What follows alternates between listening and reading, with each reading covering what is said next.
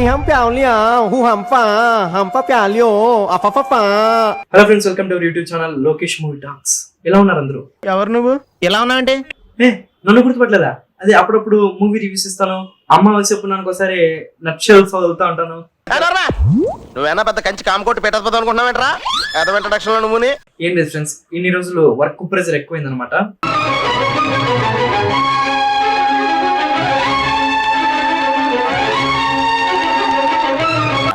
Inches later.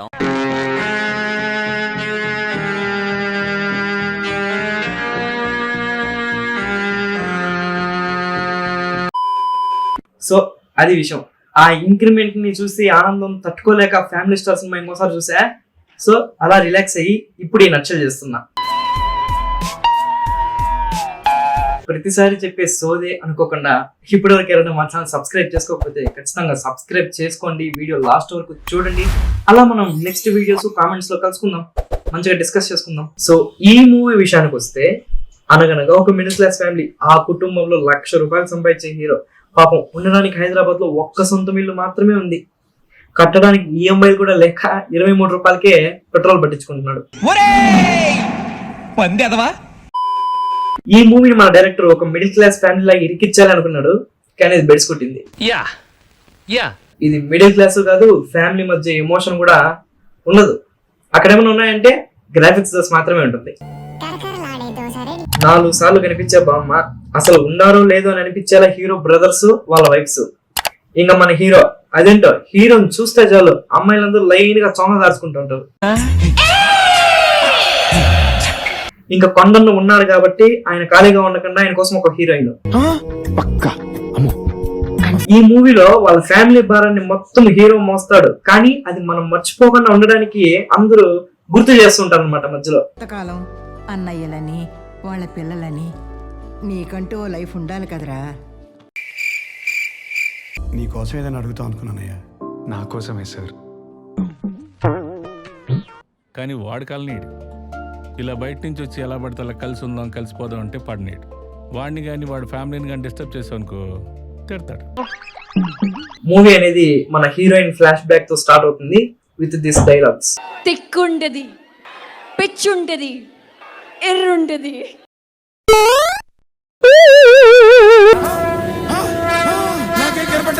నాకేం కనపట్టలేదు.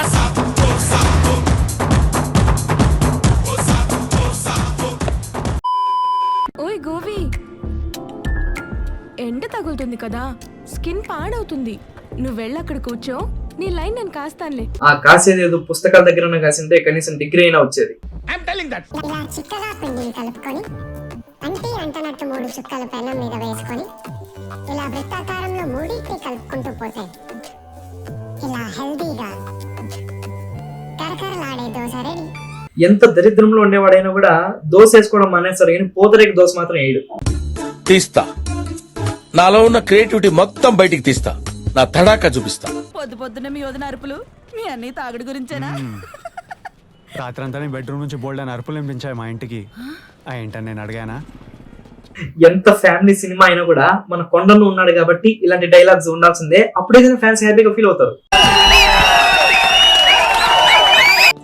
కుంభాలు పంచదార వేసుకొని రోజు కూర్చొని కాఫీ టీలు తాగు. ఇంకా షుగర్లు బీపీలు తగ్గమంటే ఎక్కడి నుంచి తగ్గుతాయి? ఓ రన్నింగ్ చేయమంటే చేయవు, జిమ్ లో జాయిన్ చేస్తే ఉండవు. అవ్వని జిమ్ కు పంపిస్తాడు, కానీ పూతరేకి దోశ వేస్తాడు. ఇలా ఎంతకాలం అన్నయ్యలని వాళ్ళ పిల్లలని నీకంటూ లైఫ్ ఉండాలి కదరా. గవర్నమెంట్ హౌసింగ్ స్కీమ్ లో మిడిల్ క్లాస్ వాళ్ళకి పేదవాళ్ళకి శాంక్షన్ చేసిన 600 స్క్వేర్ ఫీట్ లో నేను ఒక ట్రిపుల్ బెడ్రూమ్ డిజైన్ చేశాను. హాల్ వచ్చి 330 లో ప్లాన్ చేశాను. కిచెన్ వైడ్ గా ఉండాలి కాబట్టి ఒక 120 బదిలేశాను. కిడ్స్ బెడ్రూమ్ 280, ఆ మిగిలిన 70 లో 2 బెడ్రూమ్లు సర్దేశాను. బాత్రూమ్ వస్తే అడిగి వెళ్ళాలి, కొండన్న వాళ్ళ ఇంటికి వెళ్ళాలా? అరే ఇవ్వండి సార్, నాకు ఇచ్చేయండి, నేను తీసుకెళ్తాను, నేను చూసుకుంటా లైఫ్ లాంగ్. డబుల్ బెడ్రూమ్ లో ఉంటున్నా అని చెప్పుకోవడానికి సంసా ఇస్తాడు, బట్ ట్రిపుల్ బెడ్రూమ్ లో ఉంటున్నా అని చెప్పుకోవడానికి గర్వపడతాడు. చెప్పుకుంటాడు. ఎవరైనా వాళ్ళ ఇంటికి వచ్చి అరే బాత్రూమ్ అర్జెంట్ రా అంటే అంతా మాకు తెలీదు, కొండని గీసిన ప్లాన్ లో ఇదే ఉంది అని చెప్తాడా? నీకోసం ఏదైనా అడుగుతాం అనుకున్నానయ్యా. నా కోసమే సార్. అదేంటా కుర్రాడు ఈ రోజుల్లో కూడా ఇలా ఉన్నాడు? అవును, అందరి మగాళ్ళలా అస్సలు లేడు. ఈ ఆంటీ మిగతా మగాళ్ళ మీద తీసేసి రాసింది మరి. ఐరనే వంచాలా ఏంటి?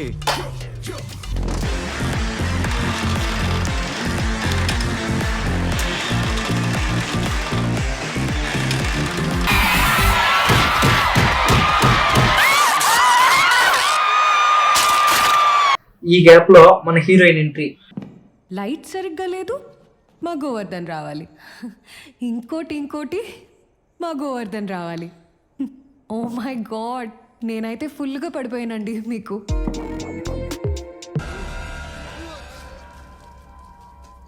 చెప్పా కదా అన్ని క్యారెక్టర్స్ సేమ్ సింక్ లో ఉంటాయని. నాకు ఈ కాలనీలో ఏదైనా రూమ్ ఒకటి రెంట్కి కావాలి. ప్రజెంట్ ఏమి ఇల్లు ఖాళీ లేవు. మనం కూడా ఇల్లు కావాలంటే అద్దాల షాప్ లోకి, కూరగాయలు కావాలంటే బార్ లోకి వెళ్ళి అడుగుదాం, సరిపోద్ది. కానీ వాడు కాలనీడు. ఇలా బయట నుంచి వచ్చి ఎలా పడితే అలా కలిసి ఉందాం కలిసిపోదాం అంటే పడినీడు. వాడిని కానీ వాడి ఫ్యామిలీని కానీ డిస్టర్బ్ చేసావనుకో తిడతాడు. ప్రతోడు సంసారం ఒక చదరంగం రేంజ్ లో ఎలివేషన్ ఇస్తాడు. ఆడ చూసి పోతరేక దోశ తప్ప ఇంకేముండదు.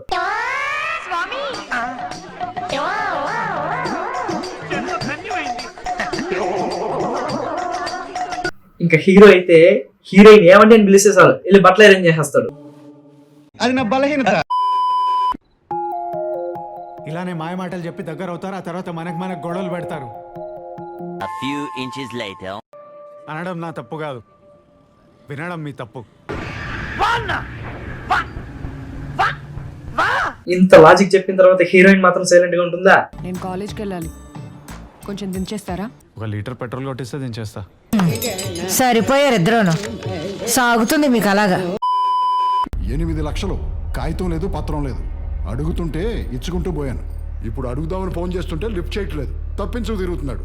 1 గంటలో మల్లేష్ గడు ఆటో వేసుకొస్తాడు. డబ్బులు పట్టుకుంటే మీ ఆయన ఎక్కమను, లేదంటే నువ్వెక్కు. సో ఇన్ని మాటలు మాట్లాడిన తర్వాత కూడా మన ఫ్యామిలీ మ్యాన్ సైలెంట్ గా ఉంటాడా?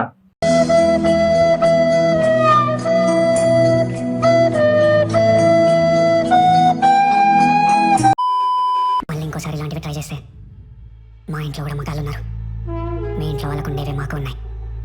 బట్ నాకు నీళ్ళ పికప్లతో ప్లేసులతో పని లేదు.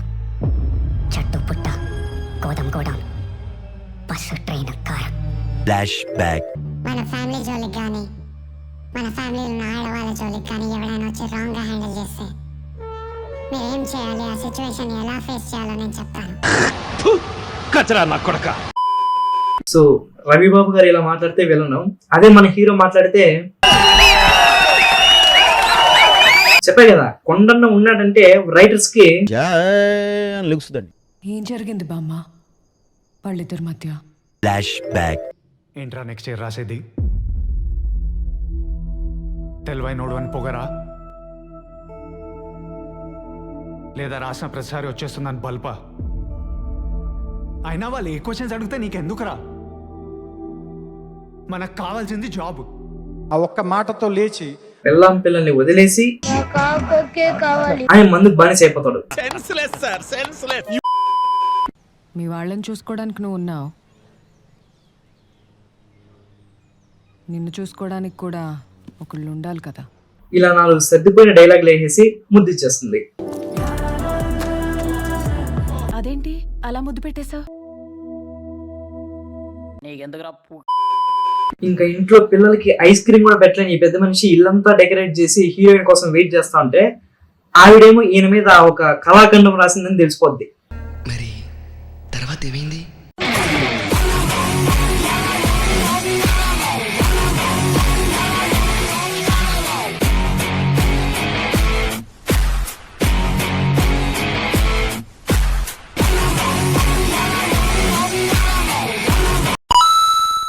ఇలా పేదరికంలో కొట్టుమిట్టాడుతున్న మన అన్నకి ఒక అద్భుతమైన ఐడియా వస్తుంది. నీ ప్రెజెంటేషన్ నచ్చి, ఆర్కిటెక్చర్ మీద నీకున్న పాయింట్ ఆఫ్ వ్యూ నచ్చి, మంచి శాలరీ ఇచ్చి యూఎస్ ప్రాజెక్ట్లో ప్రాఫిట్ ఇస్తానంటే వద్దంటావా? నేను మరీ అంత ఎదవలా కనపడుతున్నానా? ఓ మాదిరిగా కూడా కనపడలేదా? మా ఫ్యామిలీ సర్కమ్స్టాన్సెస్ వల్ల అప్పుడేదో హైదరాబాద్ వదిలి వెళ్ళలేనన్నాను. అదే లాక్స్ ప్రాఫిట్స్ ఇచ్చే జాబ్ వద్దు, ₹1,00,000 జీతంతో 23 రూపాయలు పెట్రోలే పట్టుకోవాలి. అదే మ్యాజిక్. సరే ఇలా అడుగుతున్నానని ఏమనుకోకండి, కానీ నాకు ఒక 2 years శాలరీ అడ్వాన్స్గా కావాలి సార్. అన్ని చెప్పండి. ఆయన ఏదో మొహట కోసం అడిగితే అన్ని ఏకర పెట్టేస్తున్నారు. సిగ్గుండే కదా. ఇంకా బుర్ర లేకుండా 2 సంవత్సరాల శాలరీ అలాగే ఇచ్చేస్తాడు మన జగత్ బాబు గారు. అండ్ ఇంకా హీరో మన నిబ్బా వేషాలు స్టార్ట్ చేస్తాడు. మోడల్ మోడల్ సూపర్ మోడల్ హడల్ హడల్ గుండె దడల్ విన్నర్ విన్నర్ మోడల్ విన్నర్ ఖుదా కసం లగే నా నజర్. ఇది అవ్వగానే ఒక కుళ్ళిపోయిన ట్విస్ట్ మన ముఖాన్ని కొడతాడు. Gordhan, Indu, my daughter and the CEO of this company. Recent గా చిరంజీవి గారిది ఒక మూవీ చూసాను, అభిలాష. దాంట్లో ప్రీ క్లైమాక్స్ లో ఇలాంటి ట్విస్ట్ ఒకటి వస్తుంది. నాకు తెలిసి ఇప్పటి వరకు అదే ట్విస్ట్ వాడుతున్నారు ఇంటర్వెల్స్ లో. అయితే మా అయితే ఏమవుతుంది, తీసుకున్న డబ్బులు తిరిగి ఇమ్మంటారు అంతేగా. ఇంటి పైపలు తాగట్టు పెట్టి వాళ్ళ డబ్బులు వాళ్ళ మొహాన్ని కొట్టేస్తా. అవును, ఇప్పుడు ఈ జాబ్ వదిలేసి బండి మీద గ్రాఫిక్స్ దోశలు వేసుకుంటూ ఉంటాడు. కరకరలాడే దోశ రెడీ. యుఎస్ కాన్సులేట్ లో వీసా స్లాట్ దొరికింది. Oh is it? Yeah, next week you have to be in America. అదేంటో హీరో దరిద్రంలో ఉంటా అంటుంటే కూడా యుఎస్ ఆఫర్లు, నెలకు 3 లక్షల ప్యాకేజ్, హీరోయిన్ విత్ 9 కంపెనీ, ఇవన్నీ వచ్చేస్తూ ఉంటాయి. ఇది ఇలా ఉంటే మనకుంటున్న నాకు ఆ సీటే కావాలి, ఆ కారే కావాలి, ఆ హీరోయిన్ మూతికే లిప్ కిస్ ఇవ్వాలి అని ఏదో డిమాండ్ అనేది చేస్తూ ఉంటాడు. మళ్ళీ ఆయనే ఇన్సెక్యూర్ గా ఫీల్ అవుతాడు. చిచ్చి చిచ్చి, పక్క పక్క సీట్లు వేయొద్దని ఎన్నిసార్లు మొత్తుకున్నా కావాలని వాంటెడ్లీ చేస్తున్నారు ఇవన్నీ. రే అండ్ ఎవరికైనా చూపించండి రా, వదిలేయకండి రా బాబు అని అలాగా కూర్చోబెట్టి చెప్పండి రా. సరే మరి ఏం తింటారు సార్ డిన్నర్కి ఇప్పుడు? తనేం తింటుంది? ఏదో some kind of burger sir. Same kind of burger నాకు కూడా. Flash back. కింద అంతమంది పిల్లలు ఉన్నారు, వాళ్ళు ఏది చూస్తారు కావాలని పేచి పెడతారు. ఆ మాత్రం ఆలోచన లేకపోతే ఎలా? అన్న రూల్స్ పెడతారు, ఆయన ఫాలో అవ్వరు. ఇంకా ఎలాగో అన్న పెట్టిన డిమాండ్స్ వాళ్ళు ఒప్పుకోరు కాబట్టి ఆఫీస్ లో లుంగి కట్టుకొని తిరుగుతూ ఉంటాడు.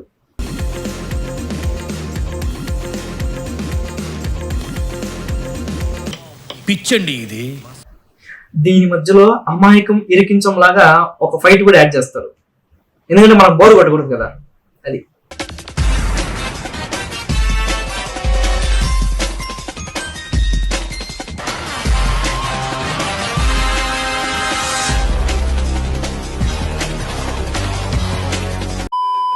ఈ మధ్యలో మన హీరోకి తక్కువ శాలరీ క్రెడిట్ అవుతుంది, ఎందుకంటే ఆయన నాకు ఆ సీటే కావాలన్నాడు కదా, అందుకు. సో ఇప్పుడు ఇంట్లో డబ్బులు ఎలా పంపించాలి, అందుకోసం ఒక అద్భుతమైన సీన్ రాసుకున్నారు ఇక్కడ. రేట్ ఎంత? 15,000. 15,000? నువ్వేమన్నా టైటానిక్ హీరోయిన్ అనుకుంటున్నావా? ఈరేలే కాదు సార్, ఈ ప్రాజెక్ట్ కంప్లీట్ అయ్యేంత వరకు మీ ఫ్యామిలీకి ఎలాంటి ఫైనాన్షియల్ బర్డెన్స్ ఉండవు.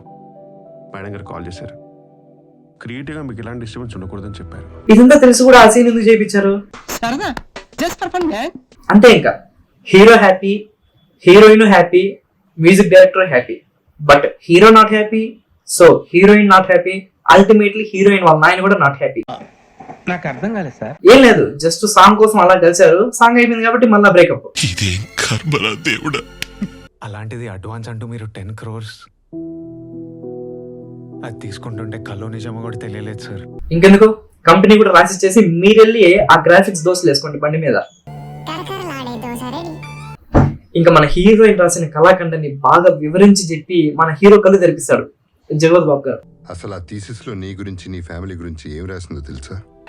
తిక్కుంటది, పిచ్చుంటది, ఎర్రుంటది. నార్మల్ గా అయిపోతే ఇది సినిమా ఎలా అవుతుంది, కొంచెం గరం మసాలా, ఆ చాట్ మసాలా అన్ని మిక్స్ చేయాలి కదా. అవును, అక్కడ వాడికి యాక్సిడెంట్ అయితే ఇక్కడ హీరోయిన్ ఎత్తుకెళ్ళిపోతాడు వాళ్ళ తాత. హీరోయిన్ రాసిన కళాఖండాన్ని అందరికి పంచి ఫైట్ స్టార్ట్ చేస్తాడు మన హీరో. భగవంతుడా,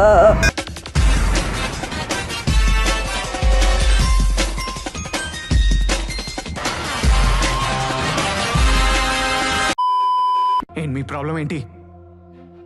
మీ మనవాడిని జీవితాంతం ఎవరు చూసుకుంటారనే కదా. అరే ఇవ్వండి సార్, నాకు ఇచ్చేయండి, నేను తీసుకెళ్తాను, నేను చూసుకుంటాను లైఫ్ లాంగ్.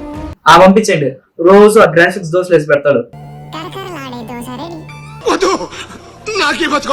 సో అదండి ఫ్యామిలీతో అసలు ఎమోషన్ లేని ఒక family star nutshell. Hope you enjoyed it well. నచ్చితే ఒక లైక్, ఒక కామెంట్, ఒక షేర్ కొట్టేయండి, ఏమైతే మనం చూసుకుందాం.